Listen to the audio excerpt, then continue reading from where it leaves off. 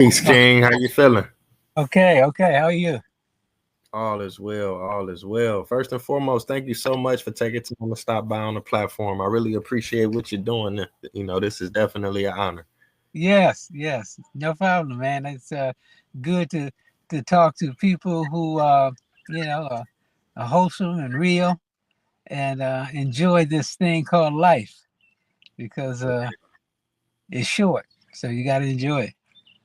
Yeah, yeah, definitely. But you definitely inspiring me and probably millions of other people with the work that you're doing. I know you got to make moves, so we're gonna get right into it. For the viewers who may not recognize you, let them know what your name is and definitely where you're from. Hey, my name is Dwight Williams, and I'm here in Maryland, and I listen. I'm an old guy. Oh, I'll be 76 in about 16 days, and I feel fantastic. So I enjoy this thing called life, and it is to be enjoyed. So yeah, yeah. When did you develop this passion for health and wellness? Is this something that you've always been into since you were a kid, or did you kind of get into it later in life? No, you know what happened with me when I was 10 years old. This goes back. This is in 1959. Okay, I remember waking up one morning, and when I went to the bathroom, my left side was excruciating pain from my left side, and I told my mother, and so she said, well, stay home from school today. So I stayed home, and uh,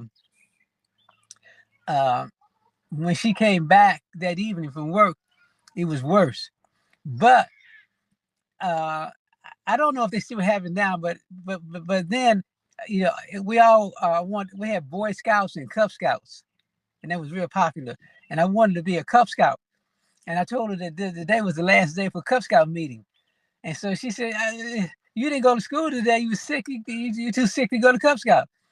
And so I said, "But this is the last day." So so we went to school that day, and when I was in school, I I had to go to the bathroom, and I was scared to go to the bathroom, but I had to go to the bathroom. This time, when I went to the bathroom, blood was coming out when I urinated, and so we saw this is getting serious. So she we ended up, over the next couple of days or so, getting a doctor, but I wasn't good doctors. Remember now, this is in the late 50s, early 60s, and so we had one doctor, and he told me that uh, I need to be circumcised. He said if I get I'm 10 now, so he said if I get circumcised, it will probably stop the pain and the bleeding, which was, even at 10, that didn't make sense to me. But I was a child, so I got circumcised, and it still didn't relieve the pain or the bleeding. And my mother was she was young, but she had a good job for the government at that time for her. And so I say that because we had good insurance, and so we kept going to different doctors, and we never. I realized that they were just, you know, taking my mother's insurance money. They weren't even trying to really help me. But then we did find a good urologist. His name was Morris Onkoff, and when I went to have to him, they said that my left kidney was dead. There was no function in my left kidney at all, and it needed to come out. And so they had scheduled for me to have my kidney removed. But maybe a week before that, we went to my aunt's bishop. She wanted me to go to her bishop, and so I'm saying, so they prayed over my kidney for a while. I remember being there and laying on a couch or something, and they were holding my left side, real close. What was remarkable is that when I went in to have my kidney removed, they said that it was just a little spark of life in my kidney. So they decided not to take it out. But what they did is that they inserted a tube in my stomach, and connected it to a colostomy bag. So for a year, I didn't even know when I was peeing. I peed in that bag automatically. And so I failed the third grade because I couldn't go to school.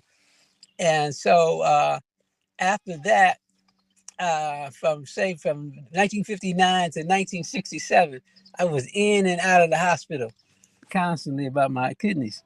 So in 1967, I was 18, and the doctor said my kidney was still shriveling up, and he said that they wanted to take it out because it's going to continue to shrivel. And they said, Dwight, is going to affect your system and kill you, poison your system. So let's take it out.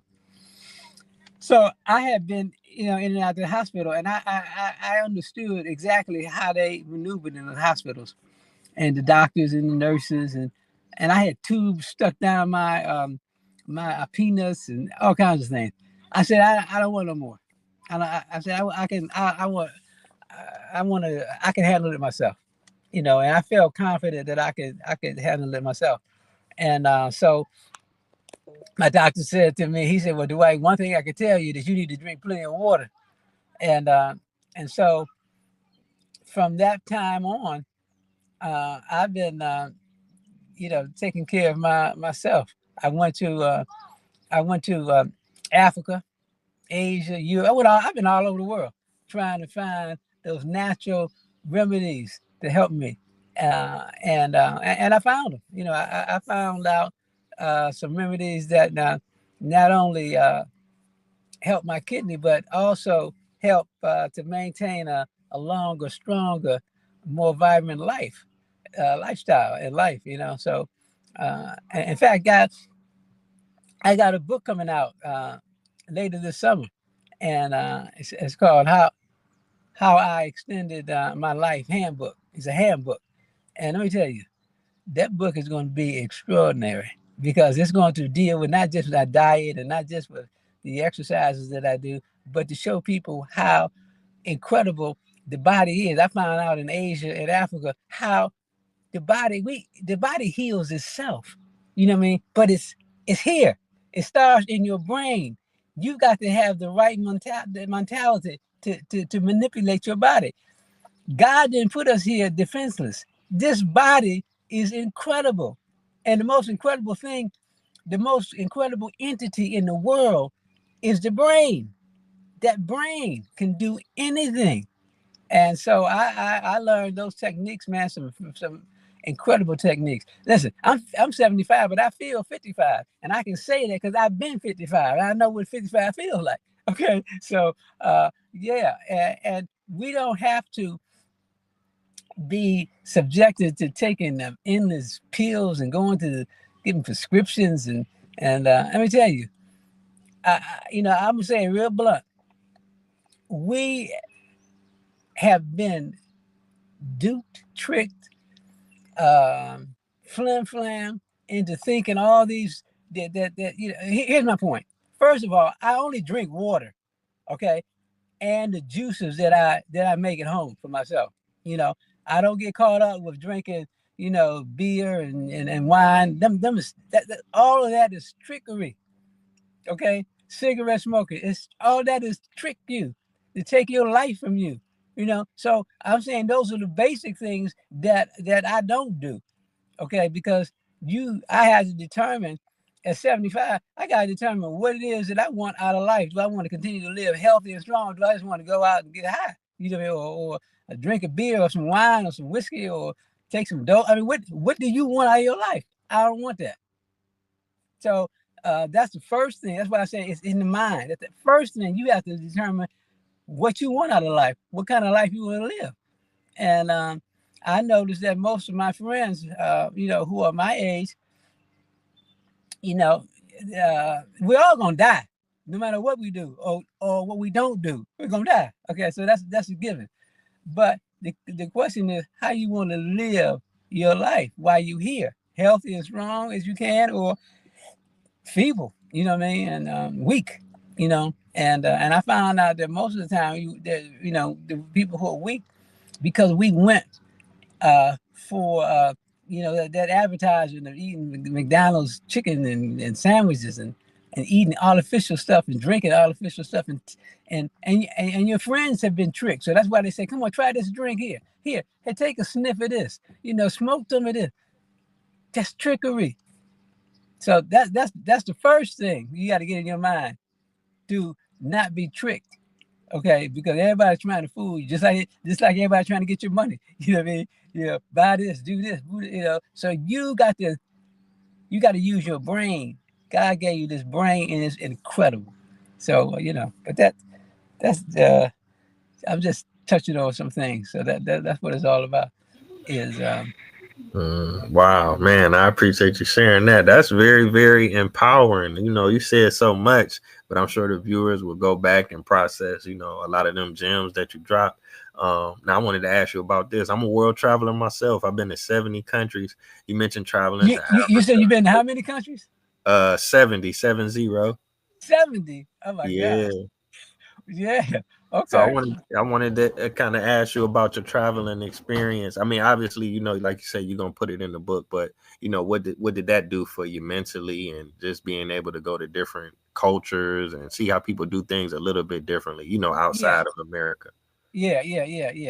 Well, when I first left America, and this is maybe in the late '70s, early '80s, is when I realized that how disrespected uh, uh, my people are in this country.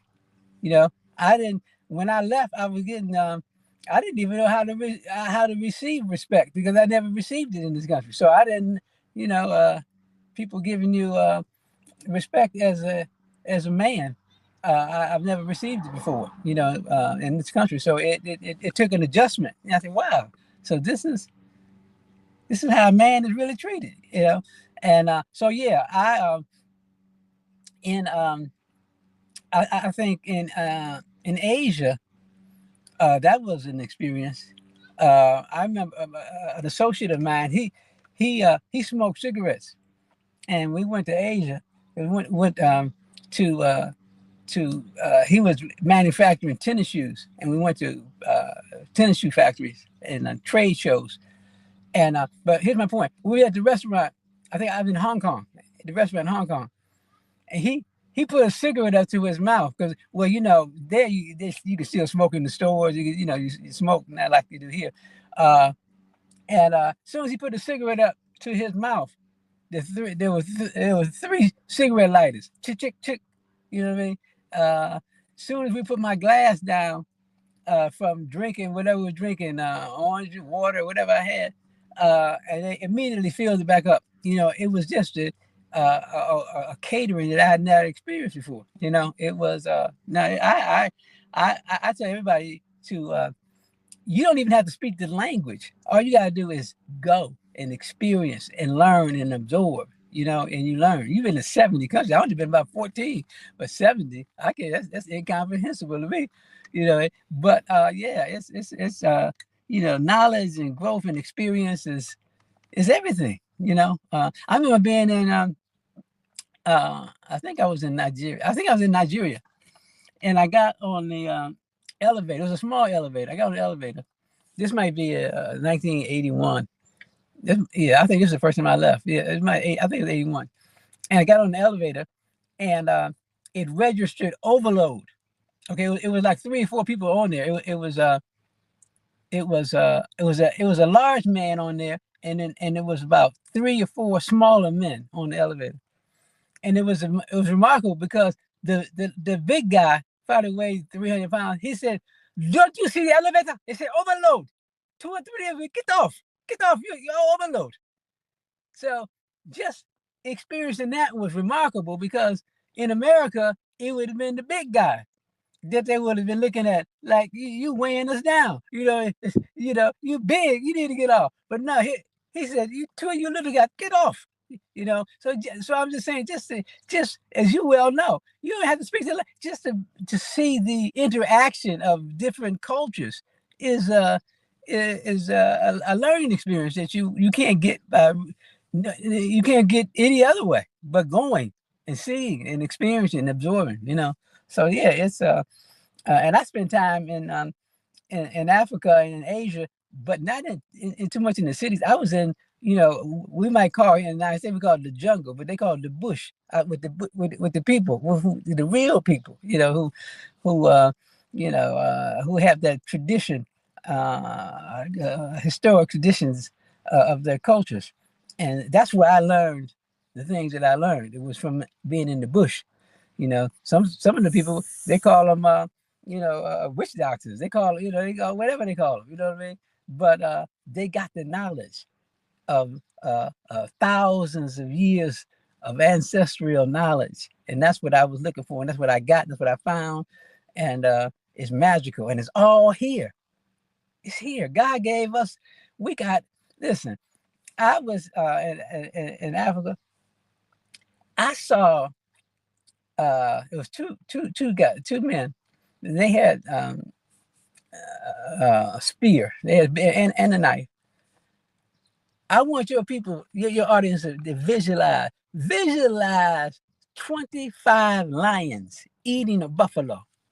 Can you imagine what that sounds like? They snatching, they snatching flesh from one another, snatching his flesh from him. I mean, it's a horrible sound, and there's two little skinny warriors walking directly to those 25 lions eating. And you can't even mess with a dog while you're trying to eat. 25 lions? 25, that's incredible. That's incomprehensible. And they're walking, looking straight at them lions. And don't miss a beat. They're walking in rhythm. The lions look up, you know what I mean? And then they're steady walking, staring right at the lions, walking straight ahead. And about 10 lions run off. And there's still some lions there. And they growling and snatching food. And these two guys are walking directly to those lions. And then eventually, before they get there, all of those lions run off. That's a power that they learned from their ancestors. That's that mental power. That's the power. That's the same thing that healed me. That's the same thing that got me living. That's what it took me about 15 years to try to write this book, because I didn't know how to say it to people. Because you got to see this. It's incredible. They went to them lions and cut the meat that they wanted from that lion, turned their back and walked away. This is incredible. You can't learn that at Harvard. You can't learn that at Yale or Johns Hopkins. You can't learn that. No, right on. Yeah.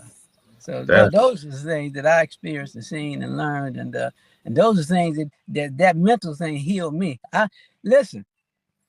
I have not my urologist, who told me I was gonna die when I was 18. He'd been dead. He died in the 20th century. I haven't been to the doctor. I haven't been to a urologist since the 20th century. And nobody looked at my body, my kidneys and stuff in 40 years. My mother used to always say, "You need to go to the doctor. You need to let them just check it out." Check it out for what? I feel fine.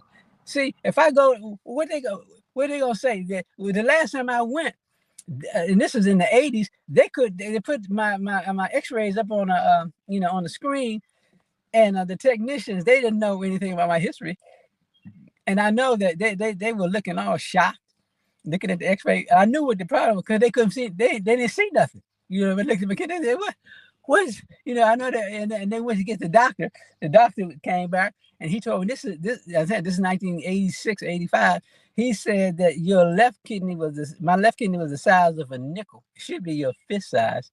And my right kidney was only 50% functioning. And they wanted to do some kind of surgery. They always want every time I go, they want to do some kind of surgery. And I said, nah, that's okay. I'm just keep on doing what I've been doing. And if, so whenever that day comes, I'm gone, so I feel fine. And so that was in 1986 or 85. That's that's almost 40 years. And no, I'm gonna keep on, and I plan to be my objective. I want to be here till I'm 100. I'm gonna be doing the same push-ups, pull-ups I'm doing right now until I'm 100. And so everybody needs a goal. That's my goal. That's my objective. And so it's not trying to get as rich as I can and get the biggest car I can. It's being as healthy as I can, smiling as much as I can, and enjoying life, right? Pain free, without spending no money at the doctor or the pharmacist. So that's the lifestyle for me. So That's it right there. Like you say, it ain't about the money. It's about that health and them smiles. They done tricked us. Like you say, it's mental. They got us going backwards. We chasing oh the wrong yeah, thing. and it's getting worse because now it's getting worse because now greed is even greater because in the White House that's all they talk about is how to trick somebody out their money or give me some money, you know what I mean, and they gonna keep uh, bending over. By that I mean they getting weaker and weaker physically, and next you gonna see him with a cane soon, you know what I mean, and walking. But I'd rather be walking erect with a few dollars than $1,000,000, and I can't. I need everybody to help me. Somebody to wipe my butt, carry me over here. No. I want to do all that myself because I'm accustomed to doing it, and I like doing it myself. So you have to decide what kind of lifestyle you want, and but yeah. So, you know, True indeed. so listen, man, you've been to 70 countries. So Yeah, yeah. you're in the military. No, I've never been in the military. I just love to travel. I was just in Madagascar for 6 months. Then I was in Ghana for a year before that. I was in South Africa for a year. I studied abroad in Brazil, studied abroad in Dominican Republic. I always wanted to go to Brazil. I always see you done traveled more than I have. Yeah, I organize group tours. If you ever want to like visit a particular country in Africa or Brazil or somewhere, Yeah. I take groups. You said you from Maryland. I took a group from Baltimore in 2024 to Ghana. It was 5 people, and then I took another group from Baltimore in 2022 to South Africa. So let me know, or even if you could organize a group and you could take them, and I could be your tour guide and help you. Well, that's good to know. We're gonna be in contact with that. That's good. That's good. Yeah, yeah. Now I can ask you this. For the viewers who want to check out the book, they want to pre-order it, they want to keep up with what you're doing, they want to follow you. What's the best way for them to do that? Is it website? Is it YouTube, social media? Yeah, they can go to my website. It's the letter D uh SDS baby boomers. D's baby boomers. DS baby boomers dot VIP. That's the website. DS baby boomers dot VIP. And they could go onto the website, and then they can they can pre-order the book, and they can also go and join my VIP club. VIP club is a club that I get into more detail about different things, and then they can go on to they can find me on TikTok and um and Facebook. Dwight Williams on Facebook. I'm getting wow. I'm telling you, I got so many people on Facebook and TikTok. It's unbelievable. You know, I can't. Hundreds of thousands of people. It's unbelievable. But Yeah, you're doing some yeah, amazing work. yeah. So and but yeah, people want to stay healthy. Because I outline in the book. I saved myself hundreds of thousands of dollars. Not going. I don't tell people in the book. I do not tell people what to do. I just tell people what I did. You know what I mean? I'm not there to tell you because everybody responds to illness, as individually. You have to consult with your doctor. I'm just telling people what I did and what I do. Um, I mean, I learned how, and you've been to Africa. I learned from in the bush how to deal with headaches and arthritis, and without no medicine. No medicine. Uh, and then, but I tell people, of course, if I get I'm in a car accident, I'm going to the doctor. I'm going to the hospital. You know what I mean? But there's certain things that you can deal with yourself. You can handle yourself. And I've been doing it for 50, 60 years, and I got another a good 24. That's my goal. If I don't make it, I don't make it. I drop out. Maybe I'm good for another 20. But wherever. The thing is that it's about enjoying your life, and so I Yes, enjoy mine. indeed. Yes, indeed. That's truly inspiring. Now, one more question about the book. Are you going to include like your recipes and your workout routine, or is it going to be? Yeah. That's why it's really going to be incredible. It's like it's going to be, and it's not going to be thick. It's going to be a handbook that they can, people can carry with them. But yeah, it's going to have some recipes in it. It's going to also show my workout routine.